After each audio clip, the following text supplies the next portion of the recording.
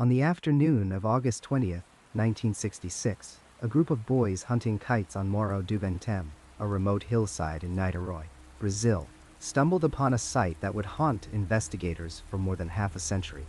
There, among the wild grass and scattered rocks, lay two men dressed in formal suits and dark raincoats, their bodies arranged with an almost ceremonial precision. What made the scene truly disturbing was not simply the presence of death, but the strange theatrical quality of it all. Each man wore a crude mask fashioned from lead, the metal pressed tightly against their faces, obscuring their features entirely. Beside them rested an empty water bottle and a small notebook containing a cryptic message written in careful handwriting. The dead men were later identified as Miguel José Viana and Manoel Pereira de Cruz, both electronics technicians from the nearby city of Campos dos Goitacazes. They had traveled to this isolated spot 2 days earlier, on August 17th, telling family members they were going to buy materials for work. Instead, they journeyed to this desolate hill, carrying with them 5 mysterious electronic devices whose purpose remained maddeningly unclear. Were these men victims of murder? Their bodies staged to suggest something ritualistic? Had they come to this remote location to perform some kind of fatal ceremony, perhaps believing they were reaching towards something beyond our understanding? Or did something altogether stranger occur on that hillside, something that defies conventional explanation and continues to resist every attempt at rational interpretation? The masks stare back at us across the decades, hiding not just the faces of 2 dead men, but the truth of what happened in those final moments. The afternoon sun hung heavy over Rio de Janeiro on the 20th of August 1966, casting long shadows across the steep slopes of Morro do Vintem. Vintem Hill, as locals knew it, stood like a silent sentinel overlooking the sprawling city of Niterói below, its dense vegetation and rocky terrain making it an unlikely destination for casual visitors. The hillside was remote, isolated, the kind of place where the city's noise faded into an unsettling quiet, broken only by the whisper of wind through the scrub brush and the distant call of birds. It was not the sort of place anyone went by accident. 17-year-old Jorge da Costa Alves had no intention of making history that day. He was doing what countless teenagers had done before him, seeking the high ground where the winds were strong and steady, perfect for flying a kite. The climb up Vintem Hill was arduous, a scrambling journey through overgrown paths that most residents avoided. But Jorge knew the area, knew where to place his feet on the uneven terrain, knew which routes offered the best access to the summit. As his kite danced and swooped in the afternoon breeze, he noticed something unusual partially hidden in the tall grass about 30 feet from where he stood. At first, it looked like discarded clothing, perhaps dumped trash, the kind of thing that occasionally ended up in remote areas despite the difficulty of reaching them. But as Jorge moved closer, his kite forgotten, the reality of what lay before him began to crystallize with horrifying clarity. 2 men, lying side by side on their backs, their bodies positioned with an almost ceremonial precision. They were not sleeping. They were not breathing. Jorge's adolescent mind struggled to process the scene, the wrongness of it, the stillness that spoke of finality. The teenager did what any frightened young person would do. He ran, down the hillside, stumbling over rocks and roots, his heart hammering in his chest, the image of those 2 motionless figures seared into his memory. He ran until he reached people, civilization, authority. He ran until he could gasp out what he had found to adults who would know what to do. But knowing what to do and being able to do it quickly proved to be 2 very different things on Vintem Hill. The location that had offered Jorge such excellent conditions for kite flying now became an investigative nightmare. The hillside was not simply remote, it was genuinely difficult to access, especially for the equipment and personnel required for a proper death investigation. There were no roads leading directly to the site, no easy paths wide enough for stretchers or photography equipment. Everything would have to be carried up by hand, and the authorities would need to determine exactly where to go in the maze of vegetation and rocky outcroppings. The police response, hampered by the challenging terrain and the communication limitations of the era, was not immediate. Hours passed. The sun began its descent toward the horizon, and still the bodies remained where they lay, unguarded, unprotected, exposed to the elements and to anyone curious or reckless enough to make the climb. In those crucial hours, the crime scene, if indeed it was a crime scene, began to deteriorate in ways that would haunt the investigation for decades to come. By the time officials finally reached the summit, a small crowd had already gathered. Word spreads quickly in close-knit communities, especially word of death in strange circumstances. Curiosity seekers had made their way up the hill, trampling around the bodies, touching things, moving things, their footprints, obliterating whatever evidence might have existed in the soil around the deceased. The scene had been comprehensively contaminated before any official documentation could begin. What the first responders eventually found, once they pushed through the gathering onlookers and established some semblance of control, defied easy explanation. The two men appeared to be in their 30s, later identified as Manoel Pereira da Cruz and Miguel José Viana, both electronics repairmen from the nearby city of Campos dos Goyacazes. They were dressed in their best clothes, formal suits that seemed utterly inappropriate for a hike up a remote hillside. Their attire was not work clothing or hiking gear, but the kind of outfits one might wear to an important meeting or a significant social occasion. Everything about their appearance suggested they had prepared carefully for whatever had brought them to this lonely hilltop. What struck investigators most forcefully was the absence of violence. There were no visible wounds, no signs of struggle, no blood, no defensive injuries, nothing to indicate that these men had fought against an attacker or even fought against death itself. Their faces were calm, almost serene, unmarked by the grimace of pain or the contortion of fear. They lay peacefully side by side, their bodies aligned with an almost geometric precision, positioned as though they had lain down deliberately and simply never risen again. It looked, several officers would later report, as if they were waiting for something. Beside the bodies lay a curious collection of items that deepened rather than clarified the mystery.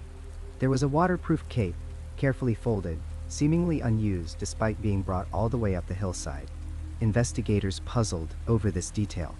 The weather on the 20th of August had been clear, with no rain forecasted, no storms threatening.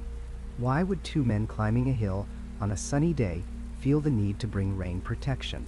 Was it merely cautious planning, or did they expect to be on that hilltop longer than a brief afternoon visit, long enough that weather might become a factor? Among their possessions were two small towels, also apparently unused.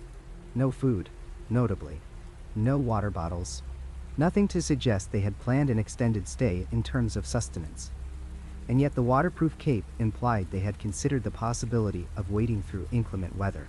The contradiction made no sense, but it was the piece of paper found in Miguel José Viana's pocket that transformed this puzzling death scene into something far stranger, something that would fuel speculation and theory for generations to come.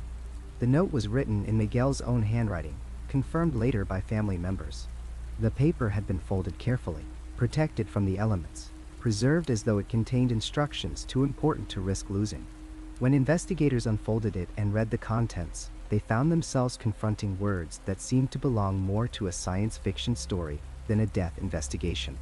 The message was brief, but densely packed with mysterious details.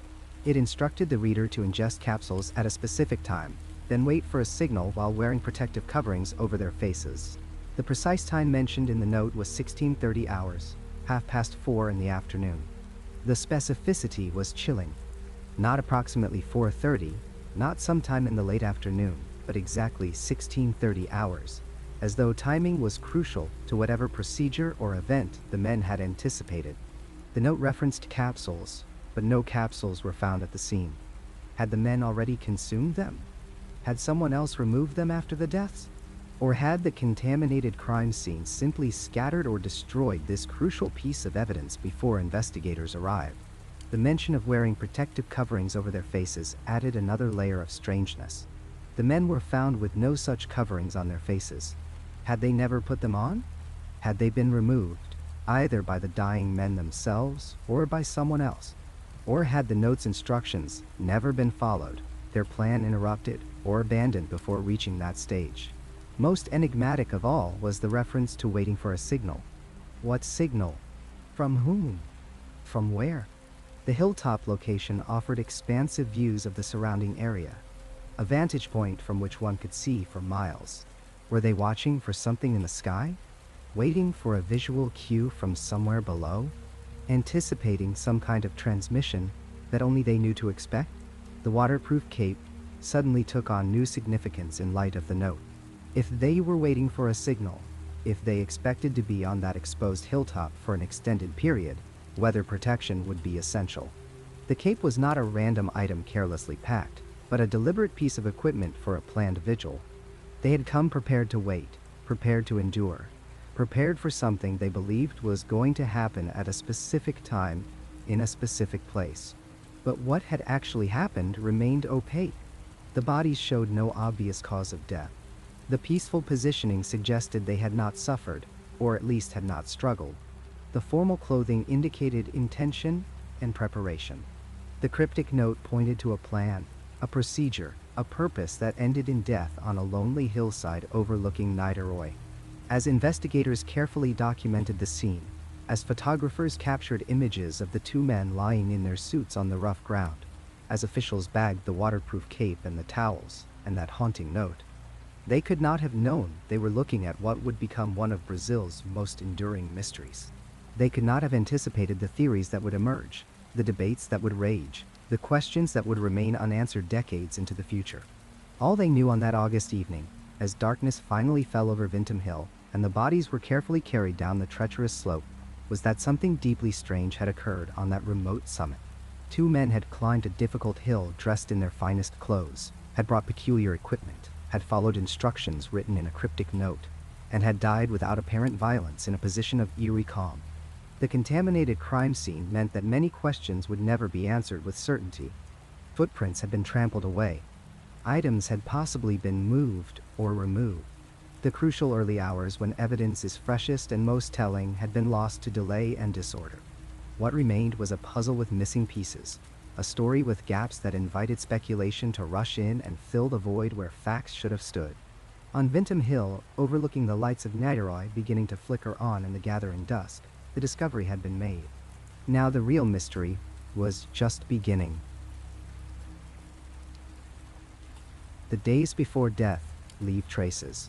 Sometimes those traces form a pattern so deliberate, so carefully executed, that they transform mystery into something far more unsettling.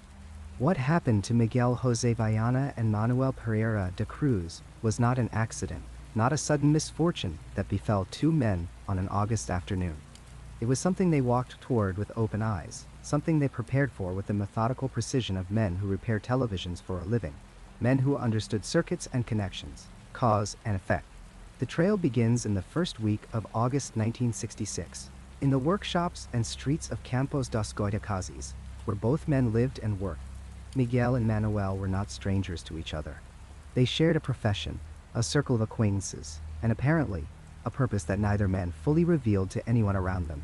What we know of their final preparations comes from the fragments they left behind, the witnesses who served them without understanding what they were serving, the shopkeepers and family members who watched them gather the pieces of whatever ritual or experiment they intended to perform on that hilltop. The first documented purchase happened at a costume shop in the city center. The owner, a middle-aged woman who specialized in carnival masks and theatrical supplies, remembered the two men clearly when police questioned her weeks later. They came in together, she said, on a weekday morning when the shop was otherwise empty. They asked specifically for eye masks, the kind that cover the face from forehead to cheekbone. She showed them fabric masks, decorative masks, but they shook their heads. They wanted something heavier, something more substantial. Finally, she brought out what they were looking for. Two masks made of thin lead sheeting, molded to fit the human face, with cutouts for the eye. These were old stock, she explained, the kind of thing that hadn't been popular in years, protective gear that welders sometimes used or theatrical props from before lighter materials became available. Miguel examined one of the masks carefully, turning it over in his hands, testing its weight. Manoel asked if they had exactly two. The shop owner confirmed she did. They purchased both masks without haggling over the price, paid it in cash, and left. She thought it odd at the time, but not alarming. Odd purchases were part of her business. Only later, when she saw the photographs in the newspaper, when she recognized the masks lying beside two dead men on a hillside, did that transaction take on its terrible significance. The electronics components came next. Over several days in mid-August, the The two men visited different suppliers in Campos de Goitacazes and the surrounding area.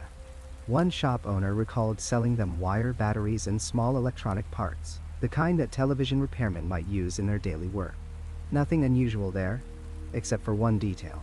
Miguel asked specifically about voltage, about how much electrical current certain configurations could produce.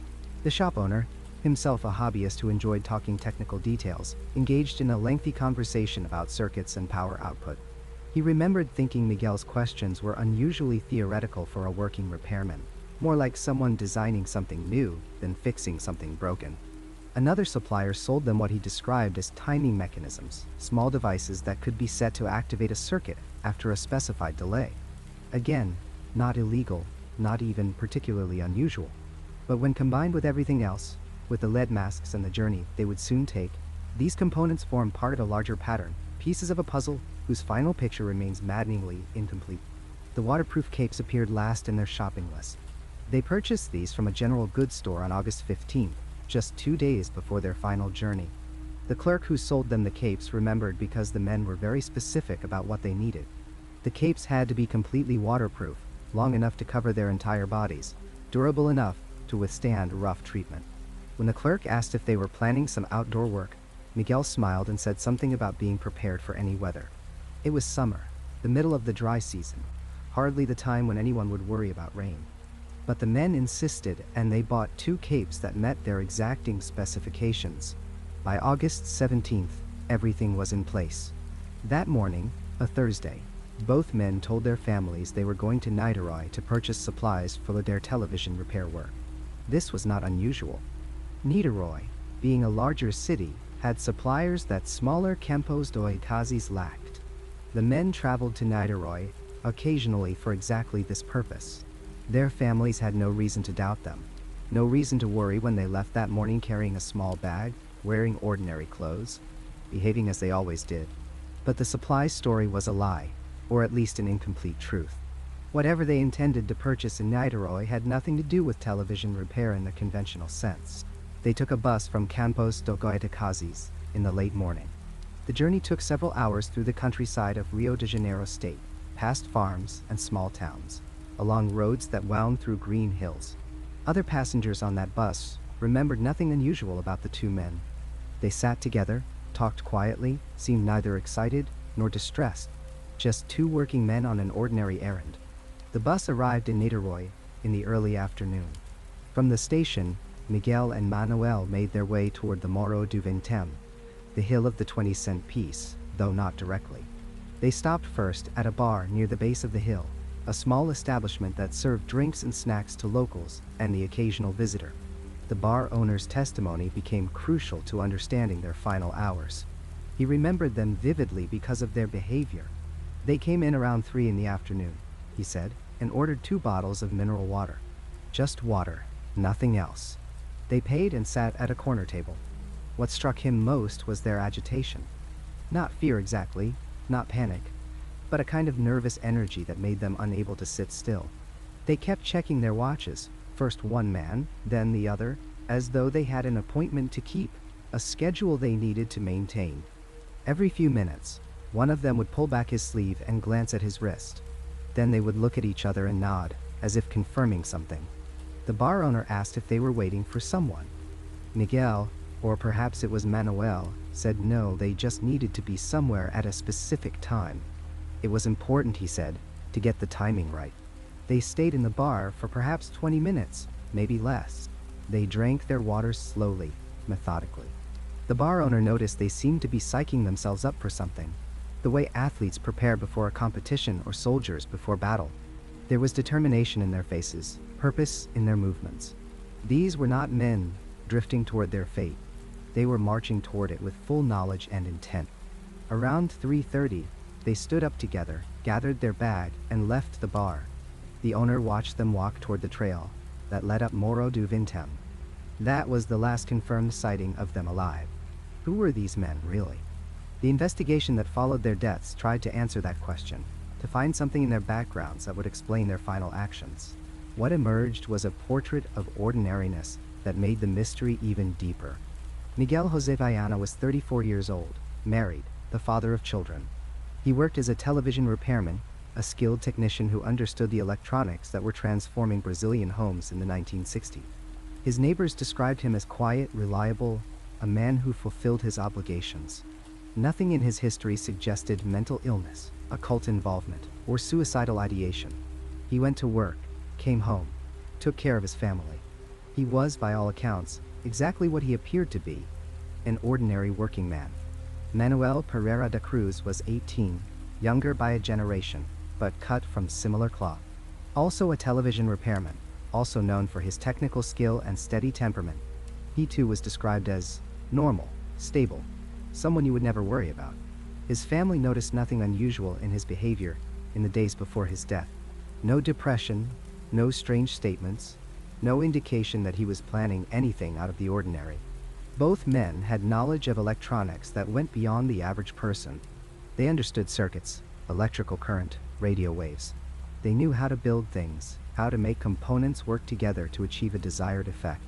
This expertise, this technical knowledge, becomes significant when you consider what was found with their bodies, when you remember the electronic components they purchased in the days before their deaths.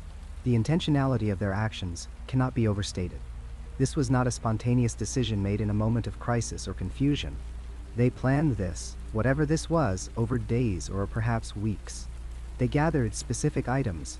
They lied to their families about their destination. They traveled to a specific location and climbed to a specific spot on that hillside. They checked their watches repeatedly because timing mattered to whatever they intended to do. Every action was deliberate. The lead masks were not something you stumble across or purchase on impulse. The waterproof capes were chosen with care. The electronic components suggested they intended to build or activate something. The water they bought at the bar, their last purchase on Earth, implies they expected to need hydration, that they planned to be there for a period of time. And then, there is the note found in Miguel's pocket, written in his handwriting, with its cryptic instructions about taking the capsules at a specific time and waiting for the signal, while protected by the masks. A note that reads like a protocol, like instructions for an experiment or ritual that required precise execution. But toward what end? That is the question that transforms this from a simple death investigation into an enduring mystery.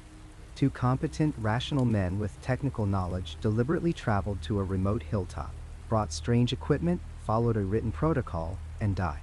Not from violence, not from any obvious external cause, but from something that left them lying peacefully on the grass, wearing their lead masks, wrapped in their waterproof capes, as though they had simply fallen asleep while waiting for something that never came. Or perhaps something that did come, something that no one else saw, something that no autopsy could detect, leaving only the evidence of their careful preparations and the terrible finality of their deaths.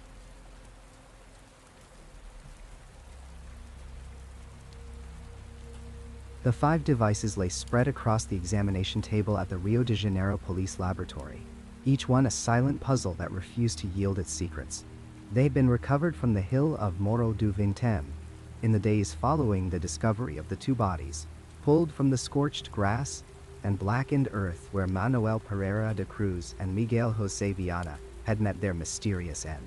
What struck the investigators immediately was not simply that these were electronic devices, but that they represented something far more sophisticated than mere radio parts or off-the-shelf equipment. These were custom-built apparatus, hand-assembled with deliberate purpose, crafted by 2 men who understood the principles of electronics well enough to construct tools for a specific, unknown function. The first device measured approximately 30 centimeters in length, housed in a metallic casing that showed signs of careful soldering and precise assembly. The exterior had been fashioned from sheet metal, bent and riveted at the corners with the kind of attention to detail that suggested the builders were intimately familiar with their craft. Inside, investigators found a configuration of vacuum tubes, the kind commonly used in radio equipment of the era, but arranged in a pattern that didn't correspond to any standard schematic the technicians could identify. The tubes were connected by a network of copper wiring, hand-wrapped at each junction point, with resistors and capacitors positioned at intervals that seemed to follow some internal logic known only to the creators. The capacitors themselves bore scorch marks, evidence that significant electrical current had passed through the device at some point. though whether this had occurred during normal operation or at the moment of the men's deaths remained impossible to determine. Detective Salvador Costa, who led the technical investigation, described his frustration in his official report. The device had clearly been designed to do something specific, he wrote, but without understanding the context of its use, the physical components told an incomplete story. It was like finding a key without knowing which door it was meant to open, or discovering a map without any legend to explain the symbols. The vacuum tubes suggested amplification of some kind. The capacitors indicated the storage and release of electrical energy, but to what end? The configuration could theoretically support signal transmission, or perhaps signal reception, or even the generation of electromagnetic fields if connected to the right kind of antenna array. The second apparatus proved equally enigmatic. This one was smaller, more compact, built into what appeared to be a modified ammunition box. The military surplus container had been lined with some kind of insulating material, possibly rubber or treated fabric, that had degraded significantly by the time investigators examined it. Inside this protective housing sat a complex arrangement of coils, each one wrapped with hundreds of turns of fine copper wire. The precision of the winding suggested machine work, but witnesses who knew the two repairmen later confirmed that both men possessed hand-winding tools and had been observed spending hours meticulously creating custom coils for their various projects. The coils in this second device were arranged in a specific geometric pattern, positioned at right angles to one another, in a way that electrical engineers recognized as potentially significant for generating or detecting magnetic fields. Dr. Eduardo Mark, a physics professor from the Federal University who was brought in to consult on the case, spent 3 days examining this particular device. His analysis, preserved in the police archives, reveals both fascination and profound uncertainty. The coil arrangement, he noted, resembled configurations used in some experimental detection equipment, devices designed to sense electromagnetic radiation at specific frequencies. But the coils could equally serve a transmitting function if connected to a sufficient power source. The degraded state of the components made it impossible to trace the complete circuit pathways, and several crucial connections had corroded beyond recognition in the weeks the devices had lain exposed to the elements on the hilltop. The third device was the largest and perhaps the most ambitious in its construction. Built on a wooden base that measured roughly 40 centimeters square, it featured multiple layers of circuitry connected by a complex web of wiring. The investigators counted more than 20 vacuum tubes of various sizes, along with dozens of other components including transformers, rheostats, and what appeared to be hand-wound inductors. The whole assembly showed signs of extensive testing and modification. Solder joints had been redone multiple times in places. Components had been removed and replaced, leaving ghost marks on the wooden base where earlier configurations had been mounted. This was not a device built once and left unchanged. It was a work in progress, something the two men had been refining and adjusting, presumably to optimize its performance for whatever purpose they had in mind. What particularly intrigued the technical investigators was evidence of shielding. Parts of this third device had been wrapped in what appeared to be copper mesh, a technique used to prevent electromagnetic interference or to contain electromagnetic emissions. Why would amateur electronics enthusiasts working on a hilltop need such shielding? The presence of this feature suggested the device either operated at high power levels or was designed to interact with subtle electromagnetic phenomena that required isolation from background interference. Either interpretation pointed toward sophisticated understanding and serious intent. The fourth apparatus was the most damaged, having apparently suffered some kind of catastrophic failure. The casing was cracked, several components showed clear signs of burning, and the internal wiring had melted in places, fusing elements together into an unreadable mass. Forensic examination revealed that the temperatures required to produce this kind of damage would have been extreme, far exceeding what normal electrical failure would generate. Some investigators theorized that this device had been in operation at the moment of the men's deaths and had somehow overloaded or been struck by an external surge of energy. Others argued that the damage could have occurred afterward, perhaps from lightning strike or from whatever unknown force had ended the two men's lives. The degraded state made analysis nearly impossible, though X-ray examination revealed internal structures that matched the general pattern of the other devices, suggesting it belonged to the same family of custom-built equipment. The fifth and final device was the smallest, but possibly the most precisely constructed. Housed in a sealed metal cylinder no larger than a coffee thermos, it contained a densely packed arrangement of miniature components. The seal around the cylinder's cap suggested the builders wanted to protect the contents from moisture and dust, indicating this device was meant for outdoor use or long-term deployment. When investigators carefully opened the cylinder, they found a crystal-based oscillator circuit, components that would generate a very stable, very specific frequency. The presence of what appeared to be a small battery compartment suggested this device was meant to operate independently, without external power. But the battery terminal showed no corrosion, no sign that batteries had ever been installed, raising the question of whether the device had ever been activated or if the men had been interrupted before completing their preparations. Frequency analysis became the focus of intense investigation. The crystal oscillator in the fifth device could theoretically be measured to determine what frequency it was designed to generate. But the crystals themselves had suffered damage that made precise measurement impossible with 1966 technology. Modern equipment might have been able to extract more information, but the investigators of that era worked with fundamental limitation. They could describe what they saw, catalog the components, diagram the connections that remained intact, but definitive answers eluded them. Dr. Marquez presented three possible theories in his report. First, the devices might be receivers, designed to detect some specific type of electromagnetic radiation, natural or artificial. The coils and crystals supported this interpretation, as did the apparent need for shielding against interference. Second, they might be transmitters, built to send signals at specific frequencies for purposes unknown. The presence of vacuum tubes capable of amplification and the evidence of high current flow supported this possibility. Third, and most speculatively, they might be designed to generate electromagnetic fields of a particular type, perhaps as part of some experiment, or in response to beliefs about electromagnetic phenomena. The investigation files contain interviews with electronics shops in Rio de Janeiro where the two men had purchased components in the months before their deaths. Shop owners remembered them as knowledgeable customers who knew exactly what they needed and often discussed technical specifications in detail. They bought components in bulk, suggesting multiple builds or extensive experimentation. They asked specific questions about frequency ranges, about the characteristics of different types of capacitors, about the power handling capabilities of various vacuum tubes. These were not hobbyists tinkering at random. They had a plan, a goal they were working toward with determination and technical skill. What remains most frustrating in the historical record is that the devices themselves have been lost.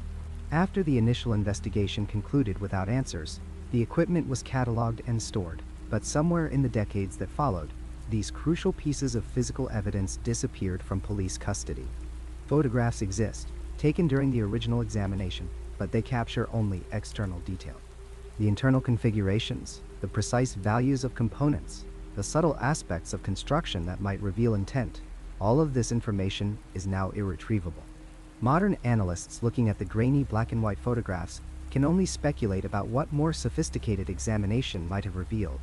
The technological limitations of 1966 forensics meant that certain questions simply couldn't be answered. The investigators could not determine if the devices had been recently operated. They could not extract data or memory, as no such storage existed in analog vacuum tube circuits. They could not simulate the device's operation without risk of destroying already degraded components. They documented what they could see, but remained blind to what the devices actually did, what signals they might have transmitted or received, what electromagnetic phenomena they might have generated or detected in those final moments on the hilltop. In the sweltering August of 1966, when Miguel, José, Viana, and Manoel Pereira de Cruz climbed that hill in Niterói carrying their lead masks and electronic equipment, they were not acting in isolation. They were part of something much larger, a movement that had swept across Brazil, and indeed the entire world. A strange confluence of ancient spiritualism and space-age dreams that would define an entire generation's relationship with the unknown. To understand what drove these two men to their deaths, we must first understand the Brazil they lived in, a nation caught between worlds. between the old mysticism of its indigenous and African roots and the gleaming promise of technological modernity. The 1960s in Brazil were a time of tremendous contradiction. The military dictatorship had seized power in 1964, promising order and progress. Yet, beneath the surface of authoritarian control, the Brazilian people were experiencing an unprecedented explosion of alternative spirituality and consciousness exploration. Brazil had always been fertile ground for spiritual movements. Spiritism, introduced by the French educator Allan Kardec in the 19th century, had taken root in Brazilian soil unlike anywhere else on Earth. By the 1960s, millions of Brazilians attended spiritist centers, where mediums channeled the dead and the living sought guidance from higher planes of existence. This was not fringe behavior. Spiritism had become woven into the fabric of Brazilian culture, practiced by people from all walks of life, from favela dwellers to government officials. But something new was happening in the 60s.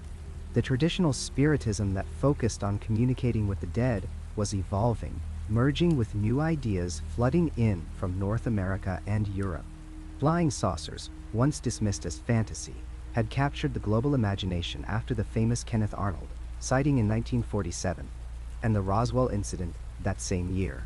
By the 1960s, the UFO phenomenon had transformed from scattered reports into a worldwide movement. In Brazil, this transformation took on unique characteristics. Brazilian contactees did not simply report seeing lights in the sky. They claimed direct communication with benevolent space beings who brought messages of spiritual evolution and technological advancement. These beings, according to the contactees, were not mere aliens, but advanced spiritual entities, masters from other dimensions who had come to guide humanity through a crucial transition point in its evolution. The scientific Earthlings group, known in Portuguese as Grupo Científico Terráqueo, represented the most organized expression of this movement. Founded in the early 1960s in Rio de Janeiro, the group attracted engineers, technicians, and educated professionals who believed that contact with extraterrestrial intelligence was not only possible but imminent. What distinguished this group from mere believers was their conviction that such contact could be achieved through scientific means, through the construction of specific electronic devices tuned to frequencies that would resonate with the vibrations of higher dimensional beings. The group's meetings were held in modest apartments and rented halls across Rio de Janeiro, where members would gather to discuss circuit diagrams and electromagnetic theory with the same fervor that others brought to religious services. They built strange devices, assemblages of copper wire, crystals, vacuum tubes, and batteries, machines they believed could amplify psychic energy and create doorways between dimensions. The line between science and mysticism had become completely blurred. Central to the scientific Earthlings group's methodology was the concept of vibrational frequency. They believed, borrowing from both Eastern mysticism and half-understood quantum physics, that different planes of existence vibrated at different frequencies. The physical world vibrated slowly, densely.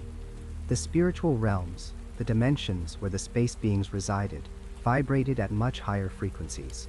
To make contact, one had to raise one's own vibration through meditation and spiritual discipline, while simultaneously creating technological devices that could bridge the frequency gap built on. This is where the idea of protective equipment entered the picture. The group's leaders taught that exposure to higher dimensional frequencies could be dangerous for unprepared humans.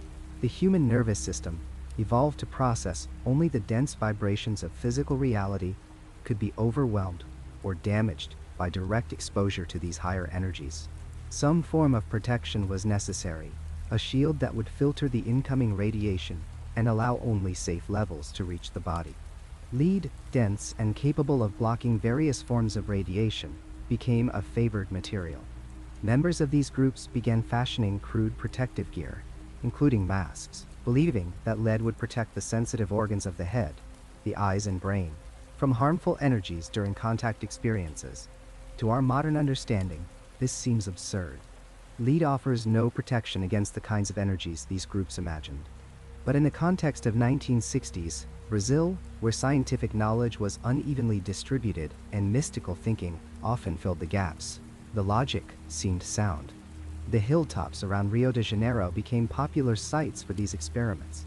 Groups of contactees would climb to remote elevations, carrying their homemade electronic equipment and protective gear, seeking places far from the electromagnetic interference of the city below.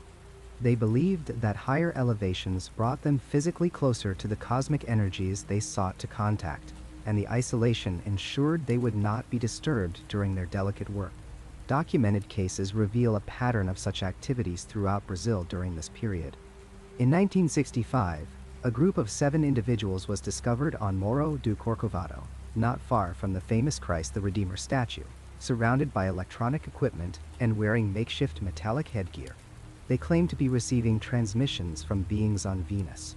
When police questioned them, they spoke earnestly of their mission to prepare humanity for the coming cosmic awakening. In São Paulo, another group called the Cosmic Fraternity constructed an elaborate chamber they called the Portal, a small room lined with copper sheeting and filled with electronic components. Several members reported powerful experiences, visions of other worlds, communications with advanced being. Others reported severe headaches, nausea, and disorientation, symptoms they attributed to incomplete protection from the higher energies. These Brazilian movements did not develop in isolation. They were part of a global phenomenon that had begun in the 1950s, with figures like George Adamski, the Polish American who claimed to have met a being from Venus in the California desert in 1952. Adamski's books became international bestsellers, translated into Portuguese and devoured by Brazilian audiences hungry for confirmation that humanity was not alone, that benevolent space brothers were watching over us. Adamski's influence on South American contactee movements cannot be overstated. His descriptions of the Venusians as spiritually advanced beings who communicated through telepathy and symbols resonated deeply with the existing Brazilian spiritual traditions. Brazilian contactees adopted Adamski's terminology, his descriptions of scout ships and motherships, his accounts of meetings in remote desert locations. But they added their own unique elements, blending Adamski's space-age spirituality with Kardec's spiritism, Afro-Brazilian religions like Umbanda and Candomblé, and indigenous shamanic practices. The result was a distinctly Brazilian flavor of UFO contacteeism, one that emphasized spiritual development and technological experimentation in equal measure. The space beings that Brazilian contactees described were not just visiting from other planets.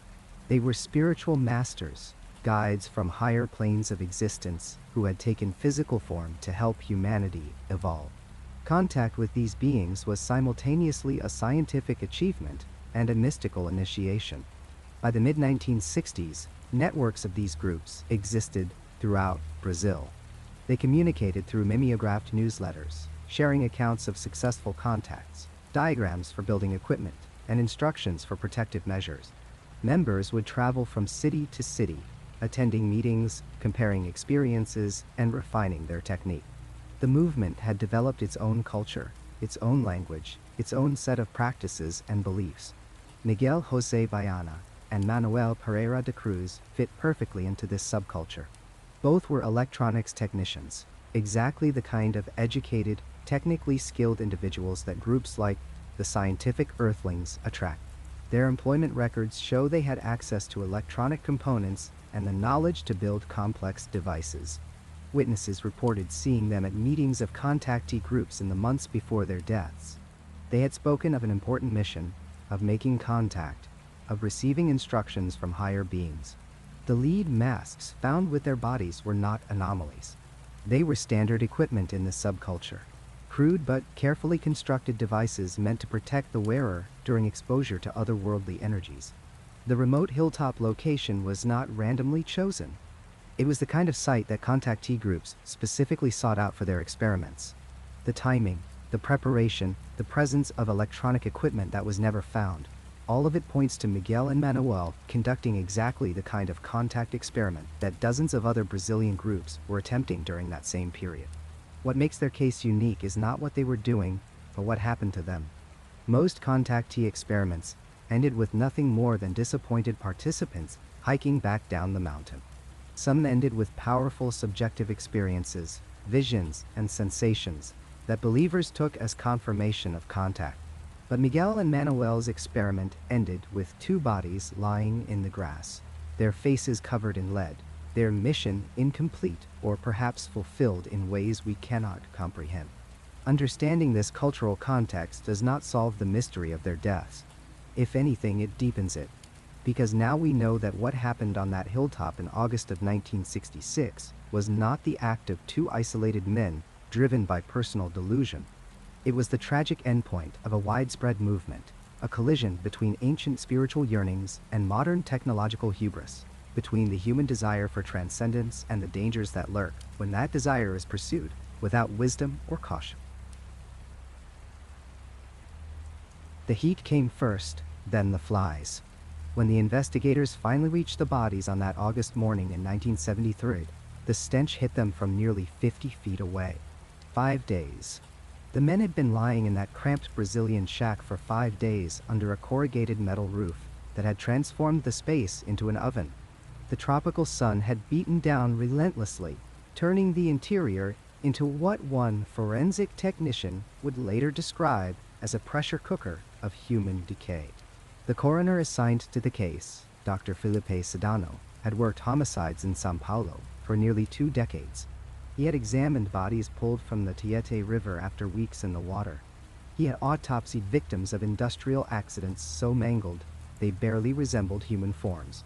But what awaited him in that makeshift laboratory where Miguel, José, Viana, and Manoel Pereira de Cruz had died presented a challenge he had never encountered before. The bodies were not just deceased. They were, in the language of forensic pathology, liquefied. The process of human decomposition accelerates dramatically in tropical conditions. What might take 2 weeks in a temperate climate can occur in mere days, when temperatures regularly exceed 95 degrees Fahrenheit. The bacteria that live naturally in the human gut begin their work within minutes of death, breaking down tissue from the inside out. In the suffocating heat of that sealed room, with temperatures likely exceeding 110 degrees, the internal organs of both men had essentially dissolved into a homogeneous soup of cellular debris. Dr. Sedano documented his findings with the clinical precision of a man who understood the gravity of what he was documenting. The livers, those critical organs that would reveal the presence of any toxin, were too degraded for meaningful analysis. The kidneys, which filter and concentrate poisons, had deteriorated into unidentifiable masses. The stomach contents, potentially the most revealing evidence of all, had merged with surrounding tissues to the point where extraction was impossible without contaminating the samples beyond any analytical value. The toxicology laboratory in São Paulo was equipped to detect dozens of common poisons: arsenic, cyanide, strychnine, organophosphates. But toxicology requires viable tissue samples. It requires proteins and compounds that maintain their molecular structure long enough to be identified through chemical analysis. What Dr. Sedano could provide them were samples so degraded that any results would be, in his own words, scientifically meaningless. His official report, filed 3 weeks after the bodies were discovered, makes for frustrating reading. Cause of death: undetermined. Contributing factors: unknown.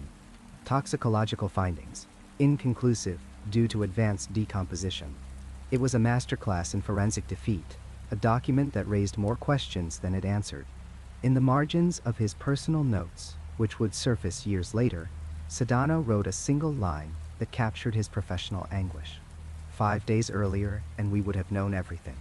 The capsules became the focal point of speculation almost immediately. The note found beside the bodies mentioned them explicitly. 16:30 hours, take capsules. 18:30 hours, take capsules, wait for signal. The language was clinical, procedural. It suggested a protocol, an experiment being conducted with methodical precision. But capsules containing what?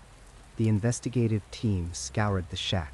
They photographed every inch of the space, cataloged every item, sifted through the debris scattered across the rough wooden floor. They found the lead masks, the carefully cut pieces that suggested someone had crafted them with specific intent.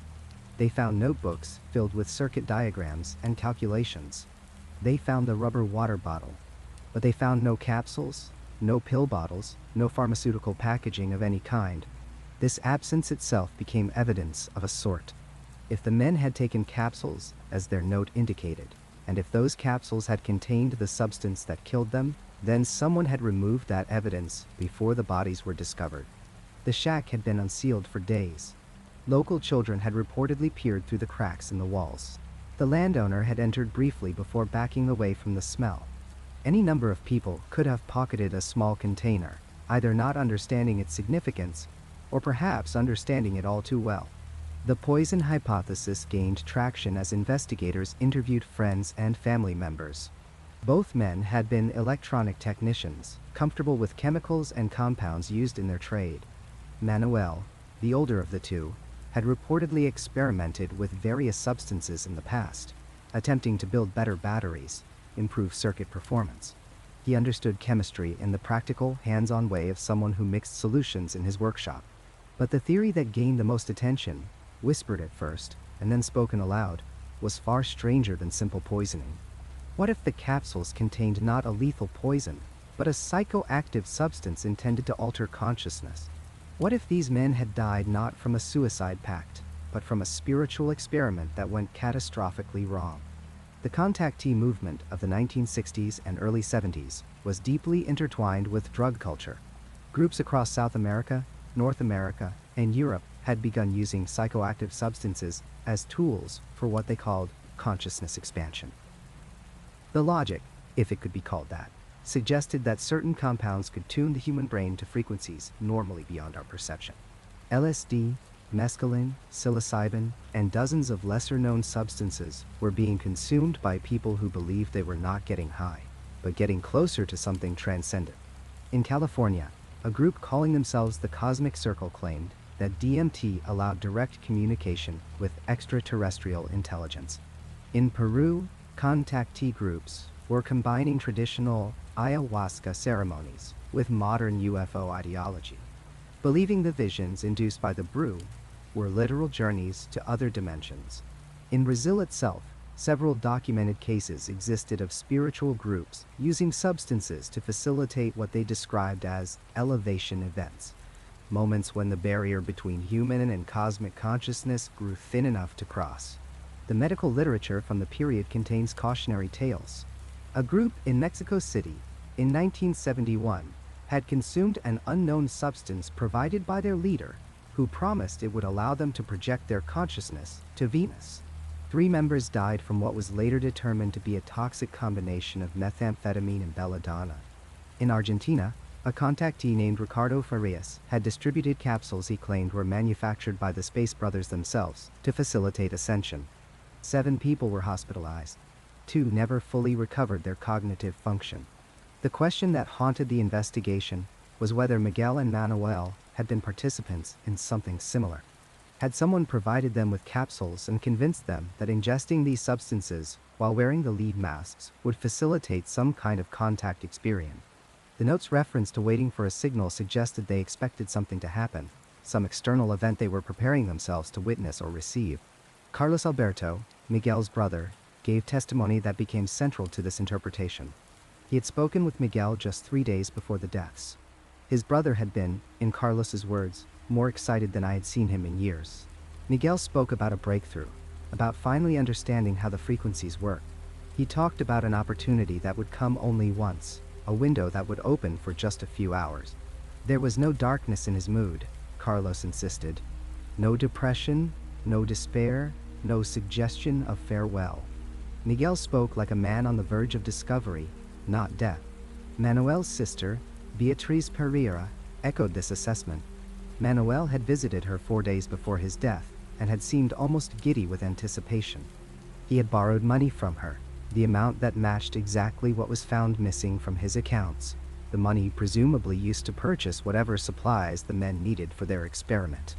When Beatriz asked what the money was for, Manoel had smiled and told her she would understand soon enough, that everyone would understand. "We are going to prove something important," he had said. These testimonies painted a picture that contradicted the suicide narrative. Suicidal individuals typically withdraw, become morose, sometimes give away possessions with a finality that signals their intent. Miguel and Manoel had been energized, focused on a future event they clearly expected to experience. They had made plans. They had purchased materials. They had followed a protocol that suggested they anticipated needing to be in a specific state of consciousness at a specific time. The spiritual experiment theory offered an explanation that fit these facts. Perhaps the men believed the capsules contained something that would allow them to perceive or interact with whatever signal they expected at 1830 hours. Perhaps they thought the lead masks would protect them from harmful radiation or focus beneficial energies. Perhaps they had been told, by someone they trusted, that this combination of elements would produce an experience of cosmic significance. If this theory held any truth, then what killed them was not intention but miscalculation. The capsules contained something toxic, either by design or by mistake. The substance, whatever it was, had effects that the men had not anticipated. Perhaps they experienced seizures, respiratory failure, or cardiac arrest induced by the compound. Perhaps the lead masks made breathing difficult, and in their altered state, they had not recognized the danger until it was too late. Perhaps they had simply ingested a fatal dose of something they believed to be safe. The forensic failure meant these questions would remain forever unanswered. Dr. Sedano knew what was in those bodies, chemically speaking, for perhaps a 72-hour window after death. After that, the heat began erasing the evidence hour by hour, degree by degree. By the time the discovery was made, the truth had literally decomposed. In his final interview before retiring, Sedano was asked if he believed the men had been murdered. He paused for a long moment before answering. "I believe," he said carefully, "that they were convinced they were participants in something wonderful. Whether that makes them victims or volunteers, I cannot say. What I can tell you is that whatever substance entered their bodies destroyed them. And the same heat that destroyed them also destroyed my ability to prove how. The poison hypothesis remains just that, a hypothesis built on fragments and absences. The capsules that were mentioned but never found. The excitement reported by family members. The protocol outlined in the note. The spiritual context of their lives. And beneath it all, the two bodies too degraded to reveal their secrets, lying in that sweltering shack while the evidence melted away. The discovery of Miguel and Manoel on Vintem Hill sent shockwaves through Brazil in August of 1966. But what terrified investigators most was not what they found on that desolate hillside. It was what they would discover in the months that followed, when the whispers began, when old case files were dusted off, when witnesses finally came forward with information they had been too frightened to share. The lead masks, the note with its cryptual instructions, the strange burns on the bodies, all of it suddenly took on a different meaning when the pattern emerged. Miguel and Manoel were not the first. They were not alone. And most chilling of all, they would not be the last. The first crack in what authorities had hoped to dismiss as an isolated incident came from an unlikely source. A local archivist working in the municipal records office in Niterói was following the case with morbid fascination, as were most people in the region. Something about the lead masks nagged at him, pulled at a memory he could not quite place. He spent his lunch breaks digging through old newspapers, police reports, unsolved cases from the surrounding areas. What he found made his hands shake as he held the faded carbon copy of a police report from 1962. 4 years before Miguel and Manoel climbed Vintem Hill, another body had been discovered in almost exactly the same location. The victim was a young man in his early 20s, identity never confirmed, found lying on his back among the rocks and scrub vegetation. The police report was sparse, filled out in the rushed handwriting of an officer who clearly viewed it as just another unfortunate death in a city that saw too many. But buried in the description of the scene was a detail that made the archivist's blood run cold.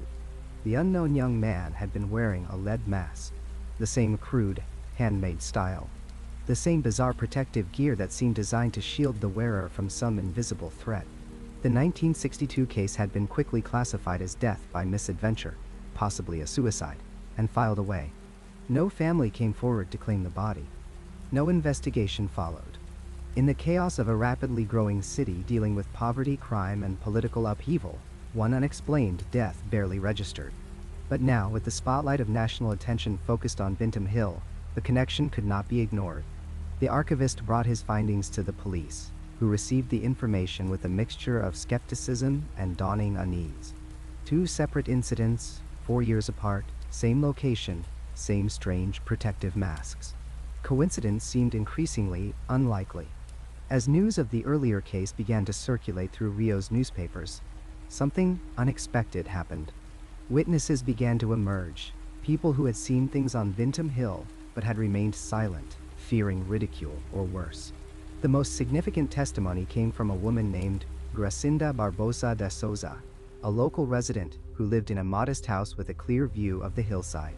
She had been interviewed briefly during the initial investigation in 1966, but had withheld crucial information, intimidated by the police officers' dismissive attitudes. Now, with the case reopened and the earlier death brought to light, she found the courage to tell her full story. On the night of August 19, 1966, the night before the bodies of Miguel and Manoel were discovered, Gracinda had witnessed something that haunted her dreams. She had been preparing for bed when an unusual light caught her attention through her bedroom window. The sky above Vintem Hill was illuminated by a strange orange glow, pulsing and shifting in ways that seemed to defy natural explanation. She watched, transfixed, as what she described as an oval-shaped object hovered silently over the exact area where the bodies would later be found. The object emitted waves of orange light that washed across the hillside like slow-motion lightning. She could hear no sound, which she found perhaps more disturbing than if there had been the roar of engines or the crack of explosions. Just eerie, absolute silence as the lights danced across the sky. Gracinda watched the phenomenon for nearly 20 minutes before it suddenly vanished, not flying away but simply ceasing to exist, as if someone had flipped a switch. She stood at her window for another hour, heart pounding, trying to make sense of what she had witnessed. When she finally slept, her dreams were filled with orange light and the sensation of being watched by something vast and incomprehensible. The next morning, when she heard that bodies had been found on the hill, she felt a sickening certainty that the events were connected.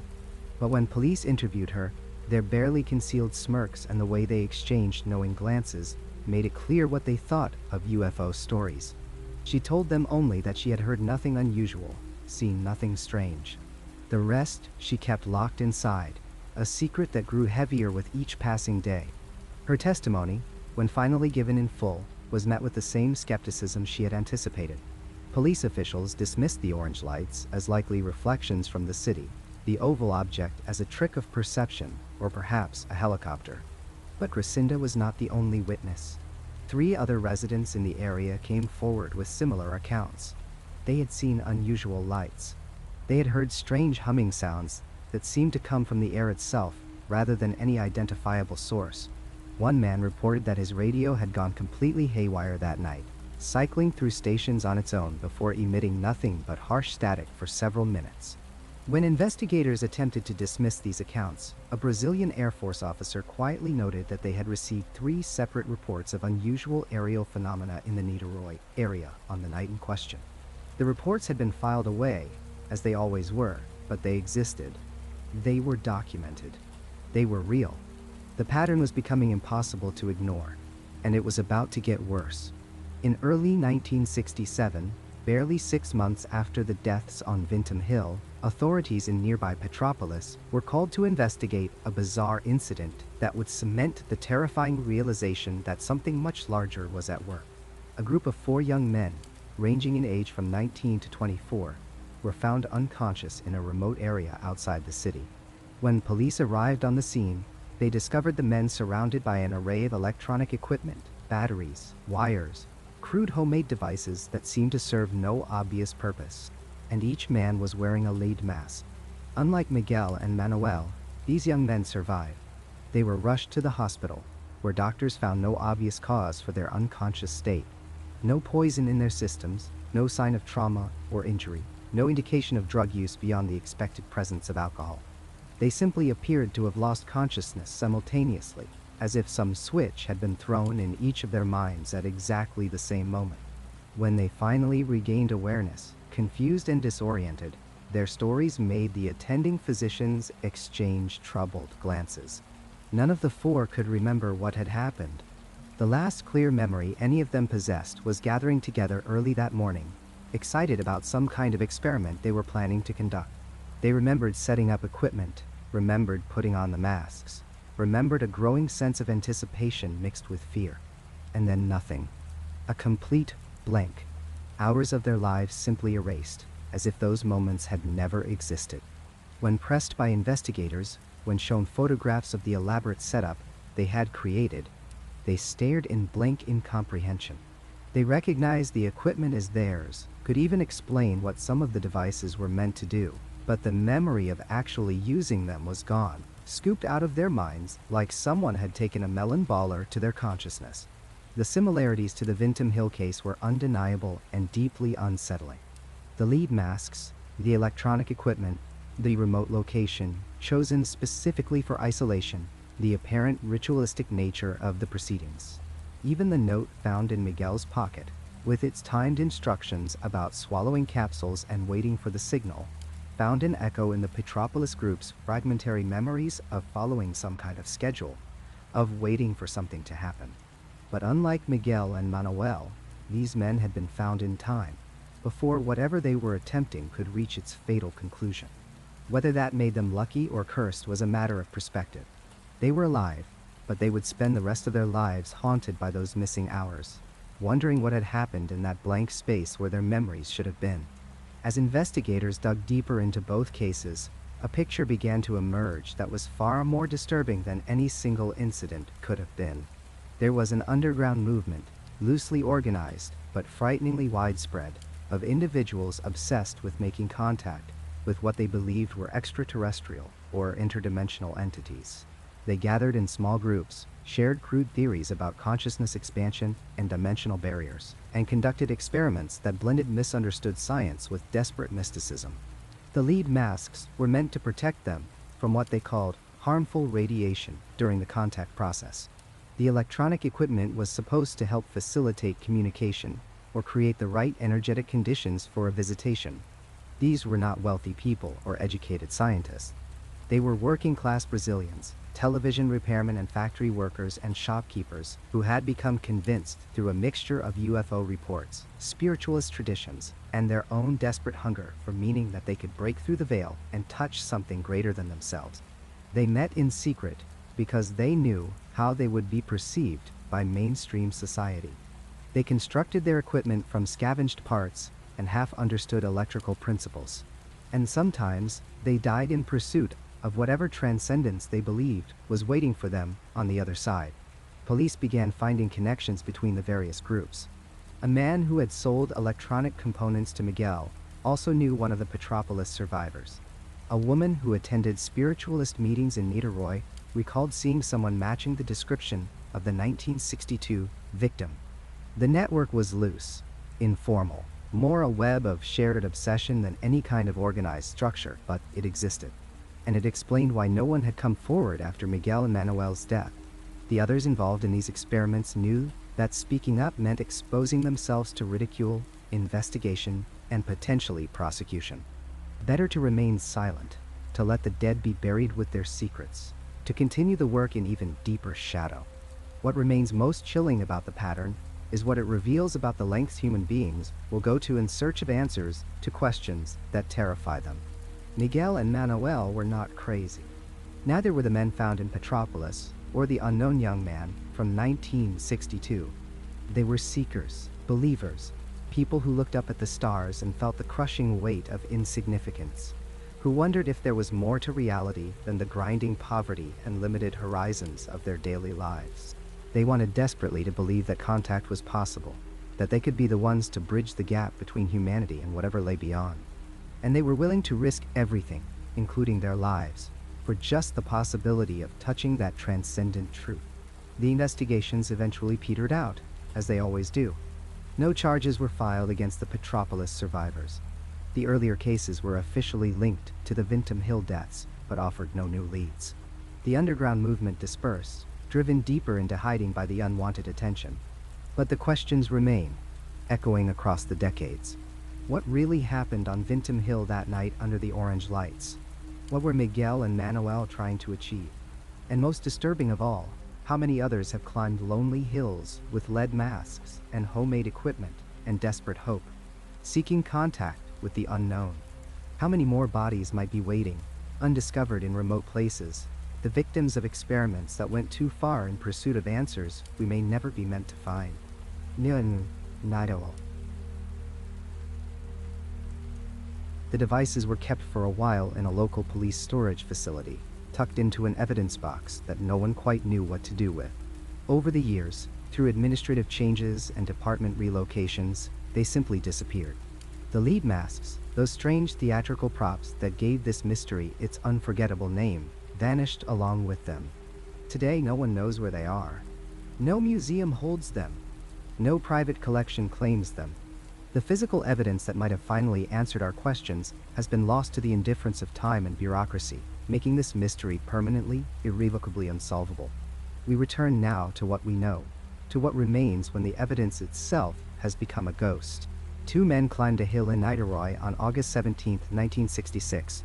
They carried with them 5 electronic devices whose true function has never been determined. They wore lead masks, protection against something they believed was coming. And they carried a note, carefully written, outlining a plan. Ingest the capsules, place the masks over their faces, and wait for the signal at a specific time. Wait for the signal. Those words haunt every attempt to solve this case. What signal were they expecting? A radio transmission from somewhere on Earth? A cosmic event visible only through their mysterious devices? Or something we have no framework to even imagine? The note suggests they expected something to happen, something that required precise timing, protective equipment, and whatever those 5 devices were meant to detect or facilitate. The devices themselves remain the most tantalizing lost piece of this puzzle. Witnesses who saw them before they disappeared described components that seemed both sophisticated and improvised, circuits that appeared purposeful, but whose purpose remained opaque. Were they receivers, waiting to detect something? Were they transmitters, meant to send a signal out into the void? Or were they something else entirely, tools for an experiment we cannot comprehend because we do not share the belief system that made it seem rational? We must confront the 3 possibilities that have always defined this case. First, accidental poisoning, that these men genuinely believed they were participating in something transcendent, that they trusted someone who gave them capsules they thought were safe, and that they died waiting for a signal that was always meant to arrive.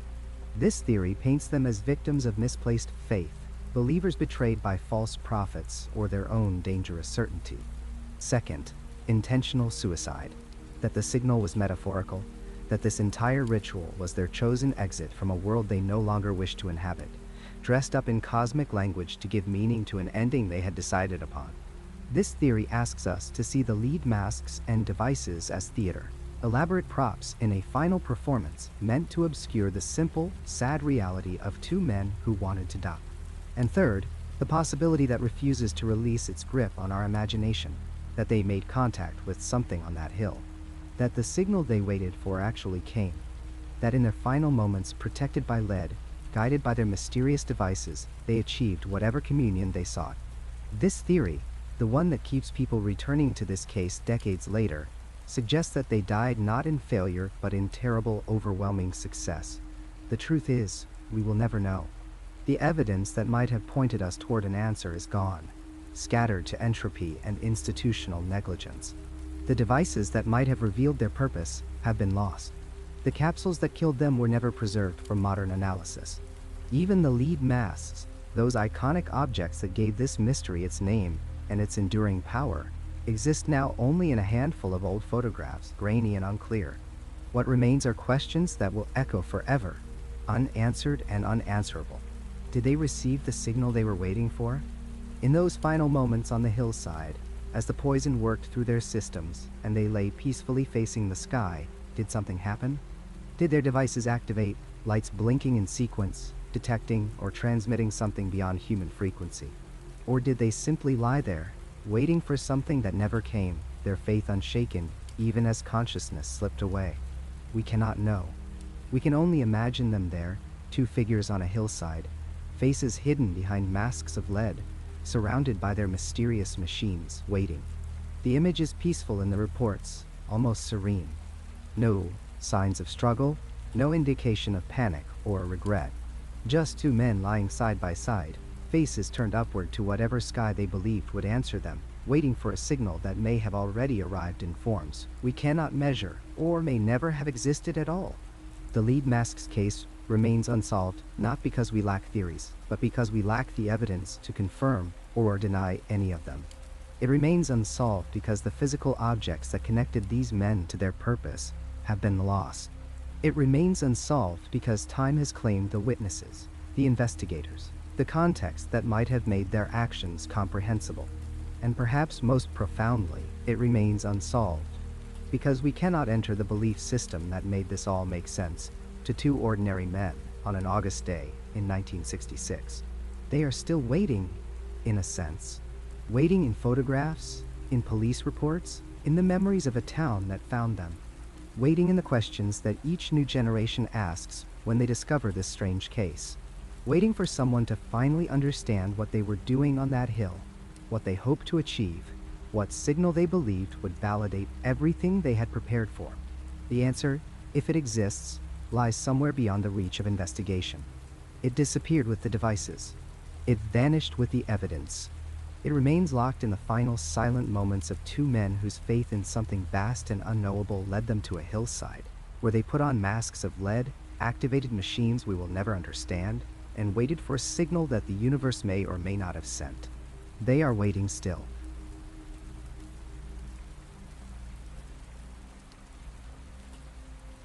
That's where this journey ends for tonight. If you made it all the way here, subscribe and hit the bell for more long-form stories like this. Check out the videos on screen for more right now. Drop your own experiences in the comments below.